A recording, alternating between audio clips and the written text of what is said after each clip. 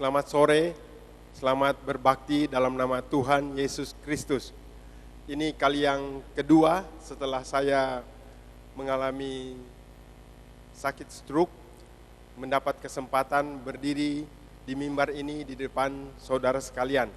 Puji Tuhan, pada sore hari ini kita akan belajar dari kitab Amos, yaitu belajar untuk mencapai atau mengarah, berproses kepada kesempurnaan melalui kitab Amos. Pembahasan ini kebetulan sedang kami bahas di Jakarta, dan ketika kami diminta untuk melayani di Madiun juga, saya pikir ada beberapa hal yang jadi berkat buat kami di sana, ingin juga kami bagikan kepada semua saudara di tempat ini.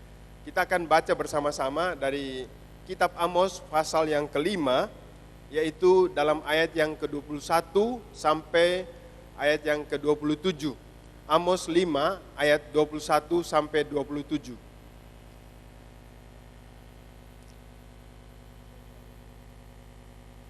Aku membenci, aku menghinakan perayaanmu, dan aku tidak senang kepada perkumpulan rayamu. Sungguh, apabila kamu mempersembahkan kepadaku korban-korban bakaran dan korban-korban sajianmu, aku tidak suka. Dan korban keselamatanmu berupa ternak yang tambun, aku tidak mau pandang. Jauhkanlah daripadaku keramaian nyanyian-nyanyianmu, lagu gambusmu tidak mau aku dengar. Tetapi biarlah keadilan bergulung-gulung seperti air, dan kebenaran seperti sungai yang selalu mengalir. Apakah kamu mempersembahkan kepadaku korban sembelian dan korban sajian selama 40 tahun di padang gurun itu, hai kaum Israel? Kamu akan mengangkut sakut rajamu dan kewan dewa bintangmu, patung-patungmu yang telah kamu buat bagimu itu. Dan aku akan membawa kamu ke dalam pembuangan jauh ke seberang Damsyik. Firman Tuhan yang namanya Allah semesta alam. Sampai di situ saja. Saudara-saudara, kita telah membaca bagaimana Tuhan memberi penilaian kepada orang-orang Israel mengenai ibadah-ibadah mereka. Amos ini seorang nabi yang ketika dia melayani banyak tidak disukai. Bahkan salah satu ayat dalam kitab Amos ini, salah satu bagian diceritakan bagaimana Amos ini sebagai nabi yang melayani di Israel, dia diusir, dan kepada dia dikatakan, enyahlah hai pelihat, pergilah ke Yehuda dan carilah nafkamu di sana, sebab engkau tidak boleh bernubuat di tempat ini. Dia bernubuat di kerajaan Israel, yaitu setelah Israel pecah jadi dua, Israel utara dan yang selatan dinamai kerajaan Yehuda. Amos ini berbicara kepada masyarakat di kerajaan Israel, tetapi dia ditolak oleh Amasya, seorang imam dari Raja Yerobeam, imam kepada ibadah kepada anak lembu emas yang didirikan oleh Raja Yerobeam pertama, yang terus dipakai oleh raja-raja sesudah itu. Saudara, apa yang diucapkan dan pelayanan seorang Amos tidak disukai, apalagi kalau mereka mendengar seperti hal yang kita baca tadi, bagaimana Tuhan menilai semua korban-korban sembelihan mereka sebagai aku benci, dan nyanyian-nyanyian gambus, kata Tuhan tadi, aku tidak mau dengar. Begitu keras kata-kata tersebut sehingga memancing reaksi dari imam-imam yang diangkat oleh raja Israel. Mereka berusaha menghentikan, mereka menyuruh, enyahlah engkau hai pelihat atau hai nabi. Saudara-saudara, ucapan semacam ini menjadi suatu teguran sebenarnya, tetapi ketika teguran itu datang kepada orang-orang yang mengaku beribadah, mereka tidak suka.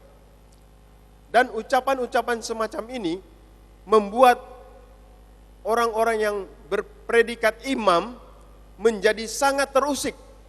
Saudara, saya seorang yang dipercayakan oleh Tuhan memimpin jemaat. Kalau kita sudah melakukan suatu penyembahan, kita melakukan dengan segenap hati, dengan sekuat tenaga. Kalau itu kemudian ada orang datang menilai begini begitu, yang pertama sekali, dalam tanda kutip, pertama sekali tersinggung, itulah pemimpin dalam ibadah tersebut. Jadi suara semacam ini memang tidak enak, saudara. Orang sudah melakukan, membuat pengorbanan, penyembahan, lalu ada orang datang mengkritik, apalagi datang dengan kata-kata seperti Amos, mengatakan bahwa Tuhan benci akan semua ibadah yang mereka lakukan. Itu reaksi pertama, tidak disukai. Bahkan sesudah itu mereka mengusir si Amos. Begitu kadang-kadang kalau kita sudah melakukan ibadah dan ada orang menegur seperti itu, kita menjadi tidak tenang. Tetapi pada sore hari ini, sebagaimana Tuhan berbicara pada orang-orang Israel lewat Nabi Amos, kita mau datang kepada Tuhan ketika kita mendengar teguran-teguran semacam ini. Kita mau datang pada Tuhan dan bertanya dengan hati yang rendah. Sebab saudara-saudara, apa yang dilakukan oleh umat Israel itu dinilai oleh Tuhan seperti itu. Kalau kita baca di dalam ayat yang ke-25 sampai 27 yang tadi kita baca, Tuhan bertanya kepada mereka, apakah kamu pernah mempersembahkan korban selama 40 tahun kamu di padang belantara? Saudara, 40 tahun pengalaman orang Israel di padang belantara itu memang banyak penderitaannya. Tetapi kemah suci Musa itu dibuat dan selesai dibangun di padang gurun. Lalu ketika mereka sudah mendirikan kemah suci, mereka sudah menyiapkan semua, di sana pernah terjadi ketika mereka sudah mempersembahkan semua sesuai dengan apa yang Musa lihat di atas gunung, di sana terjadi hal yang luar biasa. Kalau kita baca dalam Keluaran pasal 40 di ayat yang ke-16 dikatakan bahwa pembangunan kemah suci itu telah selesai. Coba kita baca Keluaran pasal 40 ayat yang ke-16 lebih dulu. Dan Musa melakukan semuanya itu tepat seperti yang diperintahkan Tuhan kepadanya, demikianlah dilakukannya. Nah, Musa melakukan semua tepat seperti yang diperintahkan Tuhan. Dia membangun, dia menyiapkan, bahkan semua korban-korban yang dikatakan wajib oleh Tuhan dalam firman-Nya dilakukan oleh Musa. Dan itu kemah suci siap untuk mempersembahkan sesuatu kepada Tuhan supaya Tuhan berkenan, dan sebagaimana maksud dari Tuhan memerintahkan untuk mendirikan kemah suci itu, mereka sungguh berharap. Dan pada waktu itu yang menjadi tujuan dari Tuhan untuk orang Israel mendirikan kemah suci, supaya kata Tuhan, supaya aku bisa diam di antara orang-orang Israel. Itu disebut dalam Keluaran 25 ayat yang ke-8. Tuhan memerintahkan mereka untuk membuat kemah suci. Dan sesudah selesai, semua siap di padang gurun. Hal itu yang tadi kita baca di ayat yang ke-16. Selanjutnya kita akan coba baca Keluaran 40 ayat yang ke-34. Lalu awan itu menutupi kemah pertemuan, dan kemuliaan Tuhan memenuhi kemah suci. Itu. Sehingga Musa tidak dapat memasuki kemah pertemuan. Seorang Musa tidak dapat memasuki kemah pertemuan itu. Sebab awan itu hinggap di atas kemah itu, dan kemuliaan Tuhan memenuhi kemah suci. Sebab awan itu hinggap di kemah tersebut, dan kemuliaan Tuhan menutupi kemah pertemuan itu. Saudara lihat, peristiwa ini terjadi di padang gurun. Tetapi ketika Amos melayani, Tuhan bertanya demikian, apakah kamu pernah mempersembahkan korban selama 40 tahun kamu di padang gurun? Saudara, itu tentu pertanyaan yang membuat orang Israel yang sudah pernah melakukan, dan mereka mungkin juga ada yang masih hidup, mereka mendengar bahwa pernah, bahkan berkali-kali mereka mempersembahkan korban. Bahkan setiap kali orang yang berdosa datang kepada Tuhan di kemah suci itu, semuanya terjadi di padang gurun. Semuanya terjadi manakala 40 tahun mereka beredar-edar. Tetapi pada waktu Amos datang berbicara, pernahkah kamu mempersembahkan korban? Itu menjadi pukulan yang cukup keras. Mereka terpana dengan ucapan-ucapan Tuhan itu. Saudaraku, kadang-kadang kita tidak mengerti. Tetapi kalau ada teguran semacam ini datang kepada kita, walaupun semua sudah kita lakukan dengan sebaik-baiknya, kalau Tuhan berbicara dan Tuhan menegur setiap kita, siapapun kita, apapun prestasi kita, apapun yang sudah kita lakukan, kita mesti datang kepada Tuhan dan merendahkan diri, memeriksa kembali semua yang kita sudah lakukan di dalam ibadah-ibadah kita, di dalam penyembahan-penyembahan kita, di dalam pengiringan kita kepada Tuhan. Sebab saudara, kalau Tuhan sampai berbicara, apalagi dengan kata-kata yang begitu keras, pasti ada maksud Tuhan, pasti ada rencana Tuhan, pasti ada tujuan Tuhan untuk membuat kita meningkat, membawa kita kepada kesempurnaan. Amin.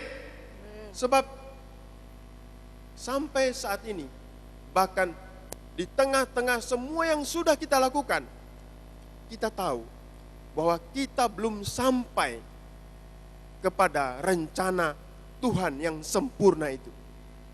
Semua yang kita buat harus terbuka kepada Tuhan. Kita bahkan harus mempersilahkan Tuhan memeriksa, menguji semua yang sudah kita lakukan. Apakah itu sudah tepat atau ada yang kurang?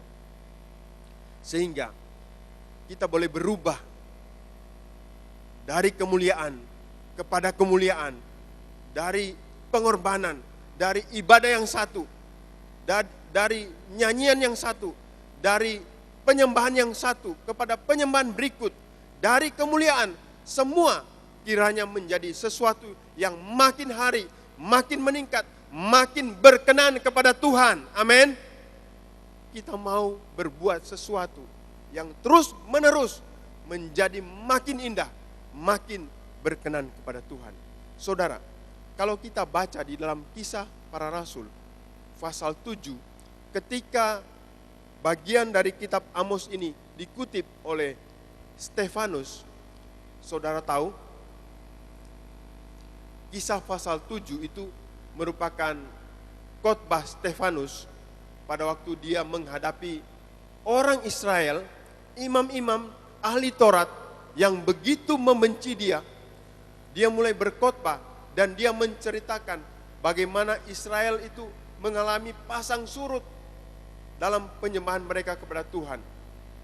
Dan ayat yang tadi kita baca dari kitab Amos dikutip oleh Stefanus, dan saudara tahu setelah Stefanus mengakhiri semua khotbahnya dengan begitu hebat, dengan begitu baik, dia merangkum dari kitab Keluaran sampai kitab Mazmur dan seterusnya. Dia menunjukkan bagaimana orang Israel sejak dari awal sudah diberkati, sudah ditolong, sudah diselamatkan oleh Tuhan, tapi mereka kemudian merosot, jatuh lagi. Dan sesudah mereka merosot, Tuhan mendatangkan teguran. Mereka bertobat kembali, seolah-olah naik kembali. Tapi kemudian jatuh lagi. Mereka naik dan turun, naik dan turun. Itu yang terjadi dalam kesimpulan khotbah dari Stefanus ini. Ketika itu diterangkan kepada mereka, diceritakan dengan lantang oleh Stefanus. Saudara tahu, pada akhir khotbah tersebut, Stefanus mendapat hadiah besar. Saudara tahu hadiah apa itu? Tentu saudara sudah pernah baca. Setelah dia berkhotbah demikian, semua orang-orang yang mendengar dia menjadi marah dan mereka mengambil batu, mereka merajam Stefanus sampai mati. Ternyata ini menunjukkan lagi kepada kita,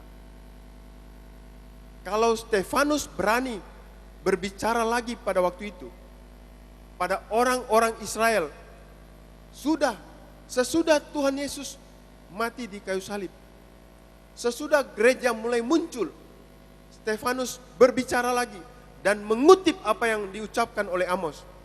Kita bisa baca itu dalam Kisah pasal yang ke-7 ayat yang ke-38. Kalau ada teksnya boleh ditampilkan di layar. Ada teksnya. Silakan boleh ditampilkan di layar. Kisah 7 ayat yang ke-38 sampai 43. Kisah para Rasul pasal 7 ayat 38 sampai 43. Musa inilah yang menjadi pengantara dalam sidang jemaah di padang gurun, di antara malaikat yang berfirman kepadanya di gunung Sinai dan nenek moyang kita, dan dialah yang menerima firman-firman yang hidup untuk menyampaikannya kepada kamu. Tetapi nenek moyang kita tidak mau taat kepadanya, malahan mereka menolaknya. Dalam hati mereka ingin kembali ke tanah Mesir. Kepada Harun mereka berkata, buatlah untuk kami beberapa Allah yang akan berjalan di depan kami. Sebab Musa ini yang telah memimpin kami keluar dari tanah Mesir. Kami tidak tahu apa yang telah terjadi dengan dia. Lalu pada waktu itu mereka membuat sebuah anak lembu dan mempersembahkan persembahan kepada berhala itu, dan mereka bersuka cita. Pada waktu itu mereka membuat lembu emas dan mereka beribadah kepadanya dan bersuka cita Tentang apa yang dibuat sendiri oleh mereka. Ya. Maka berpalinglah Allah dari mereka. Maka berpalinglah dari Allah dari mereka Dan membiarkan mereka beribadah kepada bala tentara langit. dan membiarkan mereka beribadah kepada bala tentara langit. Seperti yang tertulis dalam kitab nabi-nabi. Seperti yang tertulis dalam kitab nabi-nabi. Dan waktu itu Stefanus mengutip Nabi Amos.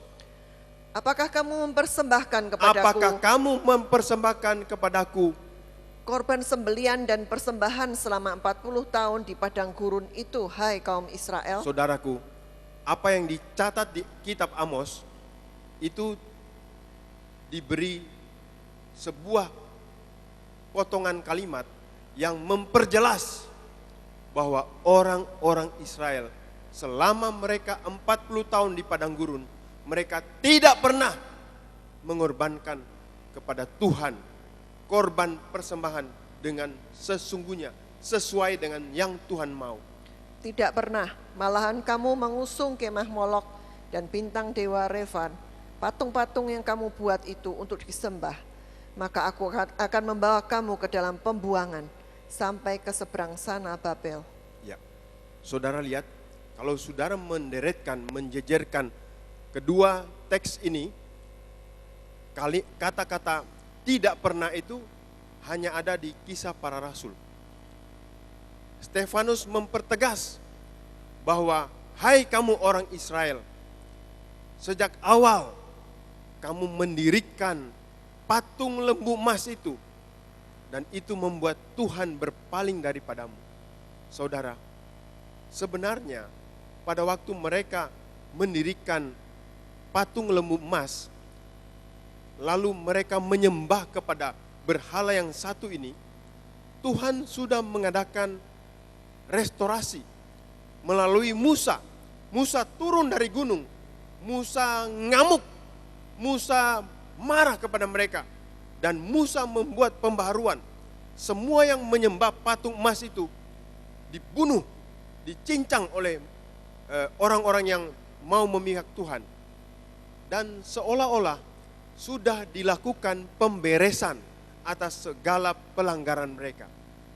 Tetapi yang dikatakan oleh Stefanus ketika dia mengutip apa yang diucapkan oleh Amos, ternyata sejak orang Israel masih baru keluar dari Mesir, mereka menyembah patung lembu emas itu, dan itu berlanjut terus sehingga Tuhan membiarkan mereka menyembah kepada bala tentara langit.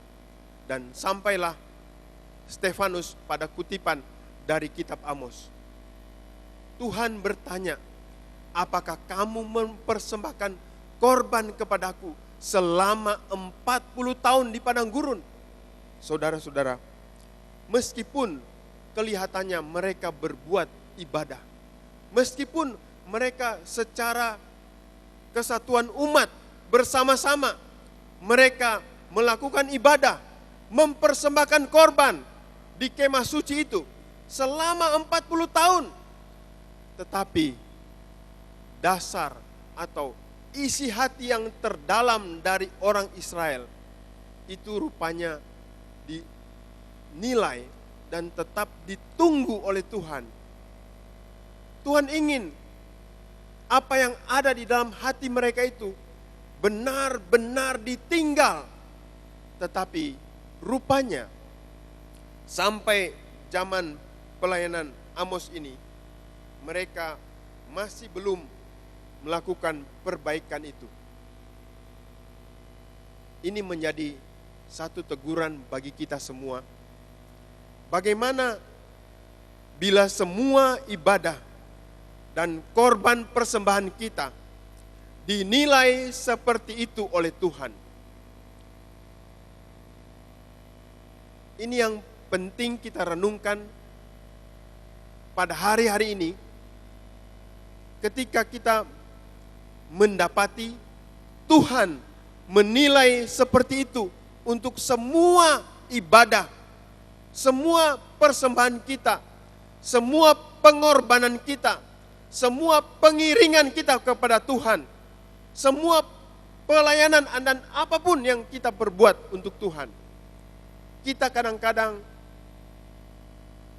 terlalu merasa aman bahwa kita sudah melakukan ibadah, kita sudah melakukan pengorbanan, bahkan mungkin kita yang telah mengorbankan banyak hal, kita mengira pengiringan kita kepada Tuhan menyenangkan hatinya. Tetapi melihat teguran yang datang kepada Amos ini, rupanya setiap kita harus mengoreksi dan siap untuk dikoreksi. Harus ada keterbukaan di dalam setiap kita untuk memperhatikan apa yang Tuhan tegur. Tidak semuanya salah tentunya, tetapi kita harus terbuka. Kita harus bersedia ketika Tuhan datang menegur kita. Kapanpun, dalam bentuk apapun. Sebab kadang-kadang pengetahuan kita tentang sesuatu itu sama sekali tidak memadai, sama sekali kurang. Seperti kalau kita bisa baca contohnya di dalam 1 Korintus 8 ayat 1 dan 2, semua pengetahuan kita, semua ibadah kita, semua kesalehan kita jangan pernah menjadi andalan. Sebab kadang-kadang kita masuk di dalam jebakan seperti yang Tuhan katakan di dalam 1 Korintus 8 ayat 1 dan 2.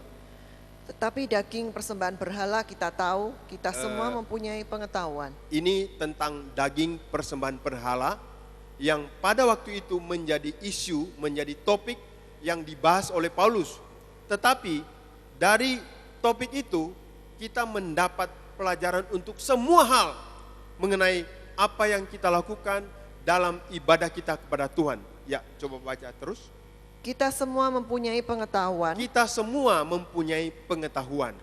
Pengetahuan yang demikian membuat orang menjadi sombong. Pengetahuan yang demikian membuat orang menjadi sombong. Tunggu dulu. Saudara, kalau orang Kristen tidak berpengetahuan, tidak mempunyai pengertian, firman Tuhan juga berkata, umatku binasa karena tidak mempunyai pengertian dan pengetahuan. Kita harus mengerti, kita harus belajar, kita harus mencapai pemahaman-pemahaman tertentu di dalam kehidupan iman kita. Tetapi di sisi yang lain, Paulus mengatakan, pengetahuan yang demikian membuat orang menjadi sombong. Kita harus tahu bahwa dua hal ini kadang-kadang berjalan bersama-sama. Pengetahuan dibonceng oleh kesombongan. Ketika kita mengetahui sesuatu tanpa kita sadar, sudah ada juga kesombongan di sana.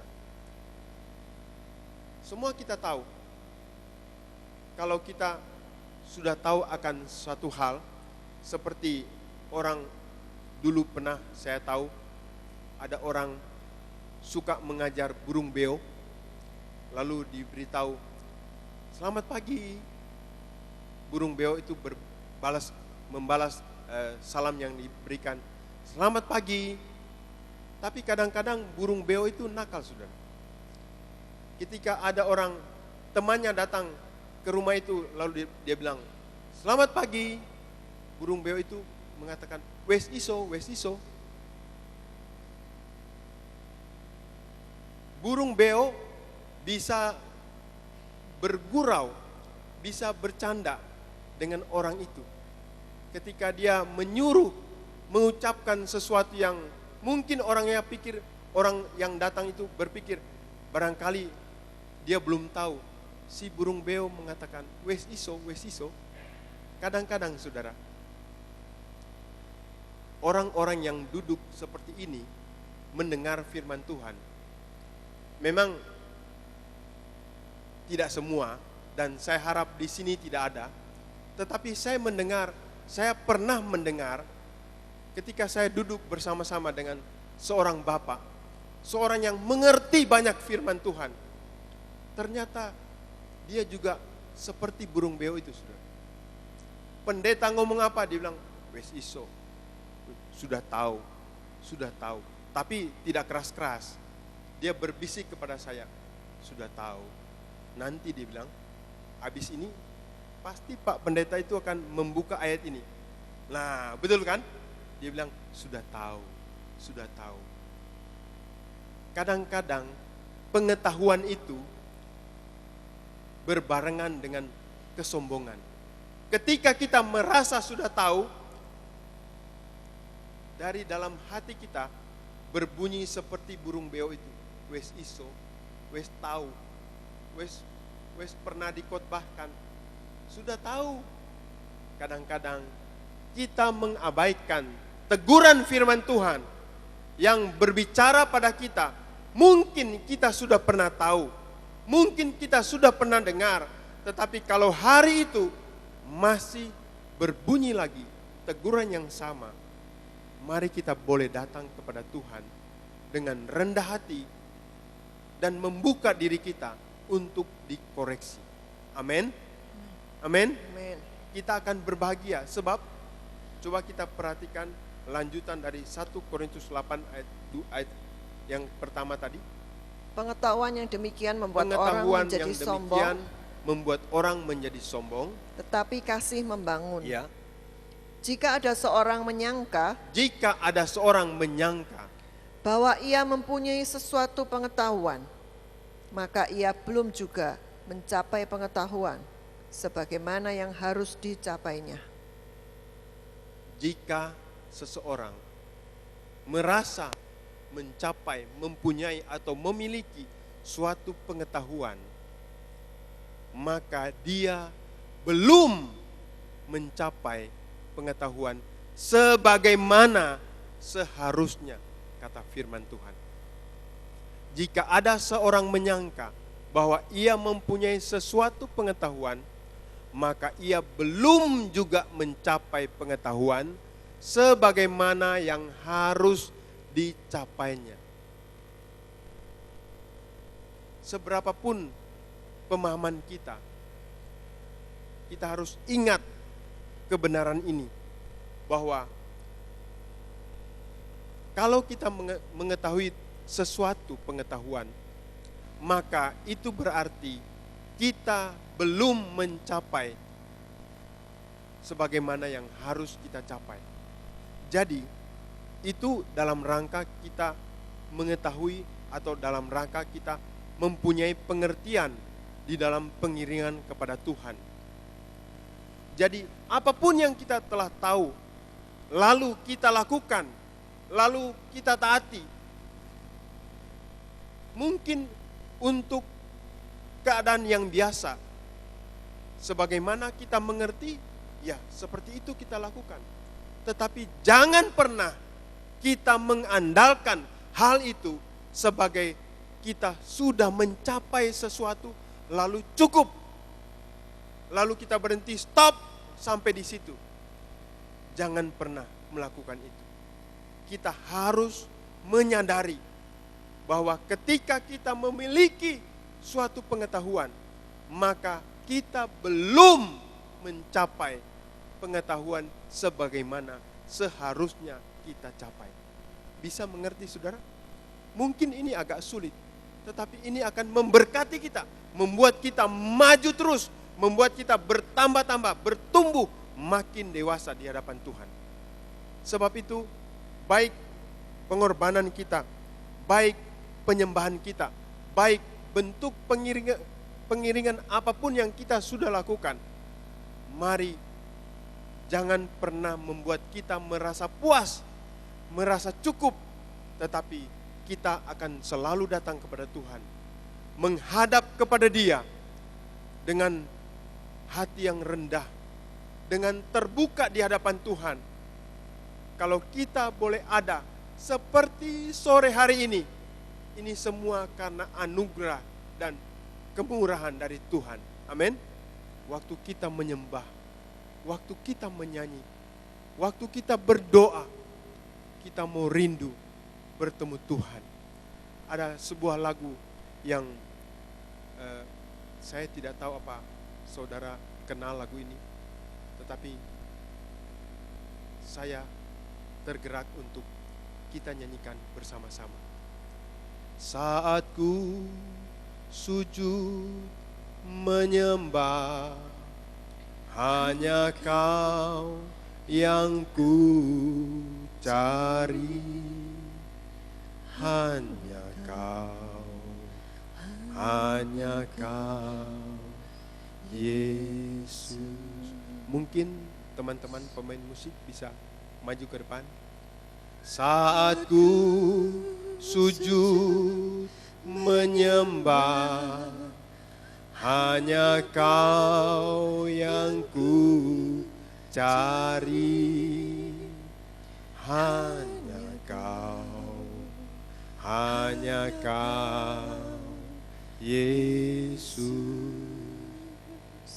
Bukan kuat kuasamu, bukan berkat-berkat-Mu. Hanya Kau, hanya Kau, hanya Kau, hanya Kau, hanya Kau, hanya Kau, Yesus.